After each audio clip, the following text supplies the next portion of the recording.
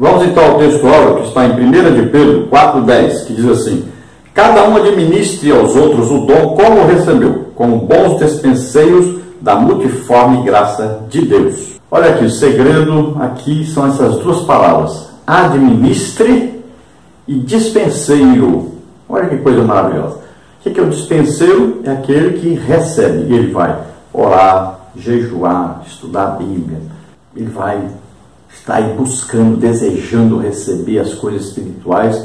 Então ele vai se enchendo, ele vai orando todo dia em línguas, ele vai ficando cheio do Espírito Santo. Cheio. É um dispenseiro. Então ele vai ficando cheio. Agora, administre o que é? Você vai administrar os outros que você recebeu. Olha aí. Então aqui Paulo fala sobre o dom que recebeu. Então administre. Olha só, ele chama a atenção de Timóteo por causa disso. Ele diz: Timóteo, desperte o dom que há em ti, o qual lhe foi dado pela imposição das minhas mãos. Então ele está dizendo: você recebeu um dom, agora precisa trabalhar esse dom. Você precisa exercer, precisa ministrar esse dom. Não adianta nada a pessoa receber: eu recebi o dom de cura. Você ora para alguém ser curado? Não. Então para quê? O que serve esse dom? Irmão, eu recebi aqui um dom de profecia. Aí você vai na igreja lá, entrega esse dom de profecia? Não. Então para que serve esse dom? O dom é para ser usado. Quanto mais você usar, mais Deus vai lhe dar. Esse dom vai crescendo, multiplicando. Essa capacitação que Deus lhe deu vai aumentando. Daqui a pouco você não tem mais só um dom, passa a ter mais de um dom. Quanto mais você se deixa ser usado, mais Deus vai lhe usar. Então você vai crescendo, você está sempre crescendo. Quanto mais você se deixar usar, quanto mais você ministrar, mais Deus vai lhe dando. É assim que funciona. Então você tem que desejar, tem que acreditar, tem que buscar. Está aí para nós. Deus quer dar. O problema é achar quem quer. O problema é achar quem ministra, quem não tem vergonha de ministrar as coisas de Deus. Tem gente que tem vergonha de ministrar as coisas de Deus, tem medo de ministrar as coisas de Deus. Então não seja assim. Então é multiforme graça de Deus, são muitas formas da graça de Deus nos usar. São várias maneiras. Então são vários dons, várias capacitações que Deus vai nos dando para fazer a obra dele. A verdade prática diz: enquanto vigilantes aguardamos a volta de Cristo, devemos trabalhar diligentemente na causa do Mestre. Então, enquanto nós aguardamos a volta de Jesus, ele tem que nos achar o quê? Fazendo assim, produzindo, fazendo a sua obra, dando resultado. Já pensou os seus discípulos de Jesus, os apóstolos, quando Jesus morreu e ressuscitou, eles ficassem agora só esperando Jesus voltar? Não existiria igreja hoje. E assim somos nós. Como é que vai ser a igreja amanhã? Se nós ficarmos só esperando Jesus voltar? Mas vai só saindo gente da igreja, vai só se desviando gente. Daqui a pouco não tem ninguém na igreja mais. Então nós temos que pensar na próxima geração. Quem virá depois de nós temos que ganhar almas. Temos que produzir. A igreja não pode parar, não pode acabar. Vamos ver a leitura bíblica em classe, que está em Mateus 25, de 14 a 30, que fala aí sobre a parábola, então, dos talentos. Porque isto é também como um homem que, partindo para fora da terra, chamou seus servos e entregou-lhes os seus bens. E a um deu 5 talentos, e a outro 2, e a outro 1, a cada um segundo a sua capacidade, e ausentou-se logo para longe. E tendo ele partido, o que recebera 5 talentos, negociou com eles e granjeou outros 5 talentos. Da mesma sorte, o que recebera 2, granjeou também outros 2.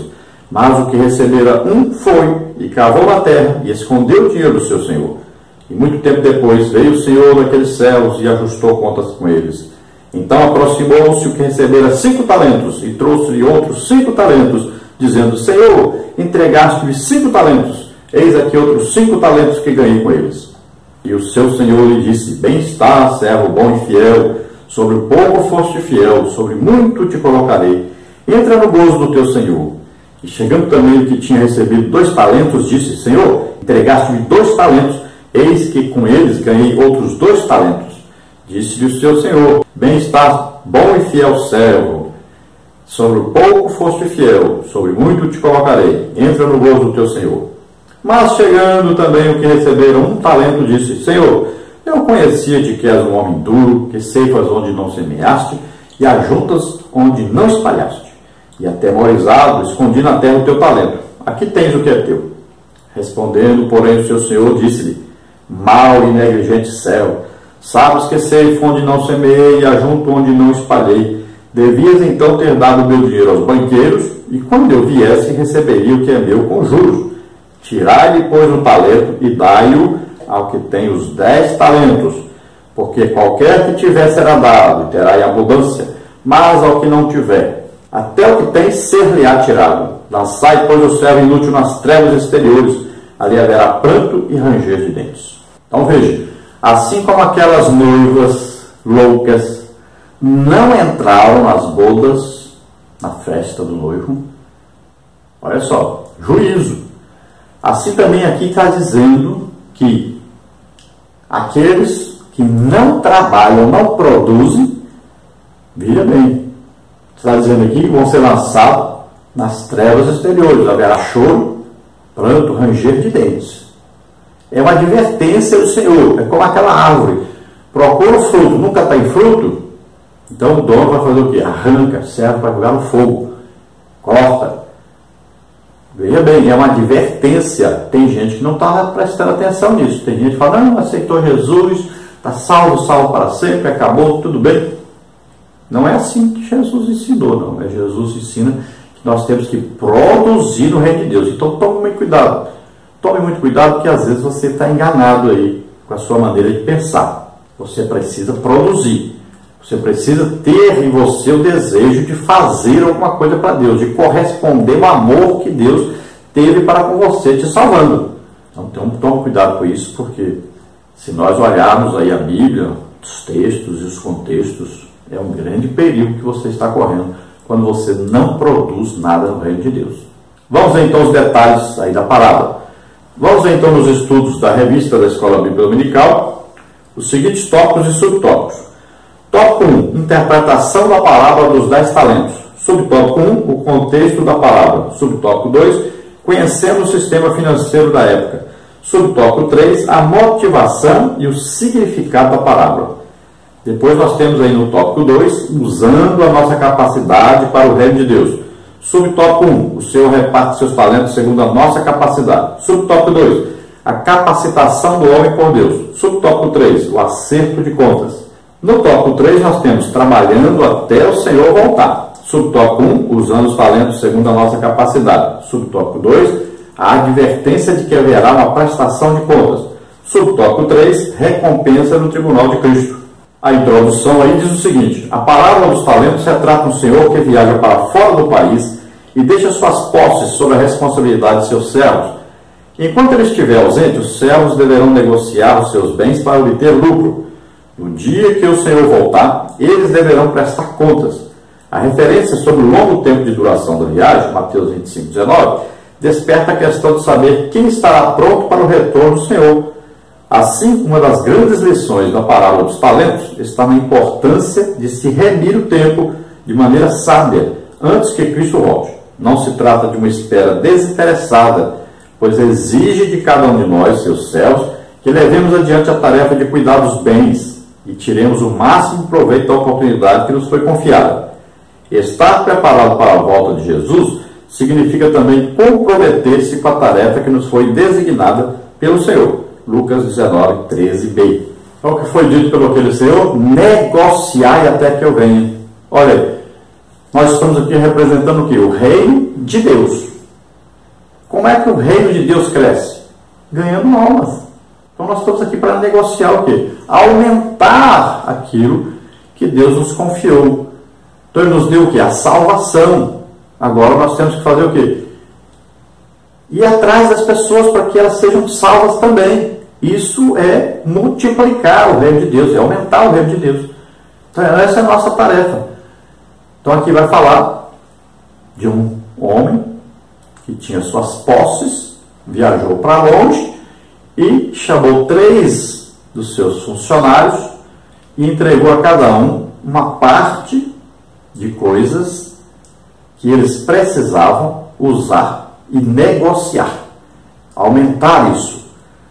Então, ele viu que ele era um homem que poderia confiar a ele 5 talentos. Outro ele viu que poderia confiar a ele 2 talentos. E outro ele viu que podia confiar a ele 1 talento. Né? Seria, por exemplo, você quer que alguém dirija uma igreja, quem você vai escolher? Uma pessoa que tem experiência, já foi um missionário, ele já trabalhou com finanças, foi fiel naquilo que ele trabalhava, aí ele tem experiência no evangelismo. Então, são várias experiências. Uma pessoa não pode ser uma pessoa jovem, não é? Então você vai chamar uma pessoa experiente, vai confiar a ele o quê? Uma quantidade maior de dinheiro, porque ele tem capacidade de trabalhar e ser honesto nessa parte. Aí eu vou chamar agora um outro. Então eu vou abrir aqui uma igreja menor, uma coisa menor. Então eu vou chamar aquele que tem uma experiência em coisa menor, mas provou ser experiente nessa coisa menor. Então eu vou confiar ele menos um pouco. Aí esse aqui, ele apenas, né, está iniciando ainda, não tem experiência ainda, mas por enquanto está provando que é fiel e tal, eu vou confiar ele um pouco então. Então esse é menos, né? É de acordo com a capacidade de cada um. Então foi entregue assim. Então o primeiro, o que ele fez? Dobrou aquilo que recebeu. O segundo, dobrou aquilo que recebeu. Mas o outro enterrou aquilo que recebeu. Então quando foi entregar para o dono, não entregou nem com os juros. Então o dono perdeu, levou prejuízo. Porque se ele tivesse dado pelo menos para os banqueiros, né, então tinha recebido aquilo que o dono deu e mais os juros. Então agora não. O dono recebeu e tinha perdido o valor de quando ele tinha dado para aquele servo aquela importância, que aqui significa talento. Talento aqui, nós vamos dizer que são 6.000 denários, né? Um denário é um dia de trabalho, então 6.000 dias aí de trabalho. É muito, né? Então, vamos ver aí que o primeiro recebeu 5 talentos, olha, 5 vezes 6 são 30.000 dias de trabalho. Muito dinheiro. O outro recebeu 2 talentos, né? São 12.000 dias de trabalho. E o outro recebeu 1 talento, que são 6.000 dias de trabalho. Todos receberam muito dinheiro, receberam. Um recebeu muito, uma fortuna, o outro recebeu mais ou menos, e o outro recebeu também uma fortuna. Não é uma grande fortuna, nem uma média fortuna, mas recebeu muito também. 6.000 denários. 6.000 denários são 6.000 dias de trabalho. É muito dinheiro. Vamos então, tópico 1, interpretação da parábola dos 10 talentos. Subtópico 1, o contexto da parábola. Subtópico 2, conhecendo o sistema financeiro da época. Subtópico 3, a motivação e o significado da parábola. Subtópico 1, contexto da parábola. A maioria dos estudiosos enfrenta dificuldade para explicar o contexto da parábola dos talentos, pois se trata de uma narrativa que expõe uma realidade econômica muito distinta da nossa. Um ou outro arriscou uma explicação dizendo que o procedimento adotado pelo senhor da parábola era uma das formas que as pessoas de posse adotavam quando se ausentavam por um longo período de tempo. No entanto, tal explicação não é o mais importante, e sim a sua mensagem. Então, a realidade econômica ali era diferente da nossa. Então, vamos ver que era costume fazer isso. O dono, né, de, por exemplo, uma fazenda, ele chamava os seus empregados de confiança e dizia, olha, estou indo, né, às vezes para outra fazenda muito distante, né, e eu vou demorar muito a voltar. Então, vocês vão ficar aqui tomando conta de vocês, eu vou confiar a vocês cada uma coisa. Por exemplo, poderia então dizer para Abraão, olha, o que eu tenho de mais importante aqui na fazenda é a minha criação de gado. Então, vou entregar para você, que é o de maior confiança, né? É aquele que sabe multiplicar e sabe trabalhar com gado bem, então vou te entregar um gado. Poderia chamar o outro e falar, olha, o que eu tenho aqui de menos, assim, que média importância, é a plantação. Então, plantação de trigo, por exemplo, ali. Então, chamava o outro e disse, olha, você vai cuidar das plantações. E o outro, ele diz, olha, o que eu tenho aqui, assim, de dar lucro, mas também não é tanto, nem médio, nem muito. Então, o que eu tenho aqui é uma criação aqui, vamos dizer, de ovelhas. Então, ele chamava o outro e disse, olha, você vai cuidar das ovelhas. Então, ele viajou e passou muito tempo fora. Quando ele volta, ele vai acertar contas com cada um. Então ele descobre que um multiplicou, né, dobrou o número do gado. Aí o outro dobrou ali a produção agrícola, né? E o outro estava com o mesmo tanto de ovelhas. Olha aí, para você entender melhor.